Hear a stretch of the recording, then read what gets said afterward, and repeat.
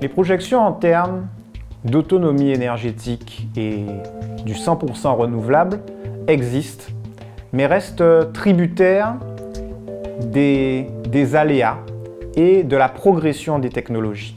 Le plan régional de l'énergie, le tout premier, celui qui remonte à 2018, positionnait l'autonomie énergétique du territoire comme atteignable à compter de l'année 2050.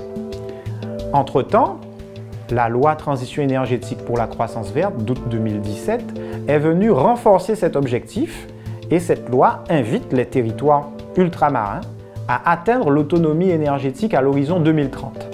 Cela est particulièrement ambitieux. Néanmoins, cet objectif ambitieux a le mérite de nous amener à bousculer nos modes de travail et à accélérer les transitions en cours. Aujourd'hui, il nous reste à relever de nombreux défis.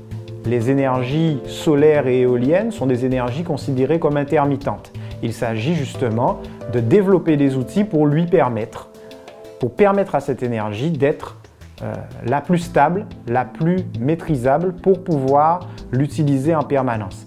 Nous avons des projets géothermiques à développer qui ont eux aussi un certain temps de développement. Nous pouvons encore faire mieux sur l'hydraulique pour pouvoir développer des projets qui seront en forêt pour pouvoir préserver notre patrimoine, notre biodiversité et cet environnement qui fait la richesse du territoire. La région Guadeloupe n'est pas un industriel, la région Guadeloupe n'est pas un producteur d'énergie. Il s'est agi au fil des années de poser un cadre stable, attractif, pour des investisseurs le plus vertueux possible.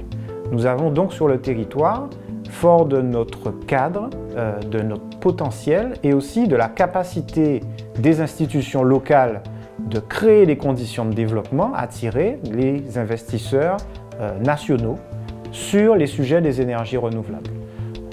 Nous avons également travaillé activement avec nos amis de la Caraïbe, où nous avons adhéré à l'Organisation des États de la Caraïbe orientale, l'OECO, avec qui nous travaillons d'ores et déjà pour accélérer le développement des énergies renouvelables dans la zone, échanger davantage, notamment sur le sujet de la géothermie, puisque la Guadeloupe a une expertise unique dans la zone. Nous sommes le seul territoire à disposer d'une centrale génératrice d'électricité à partir de la géothermie.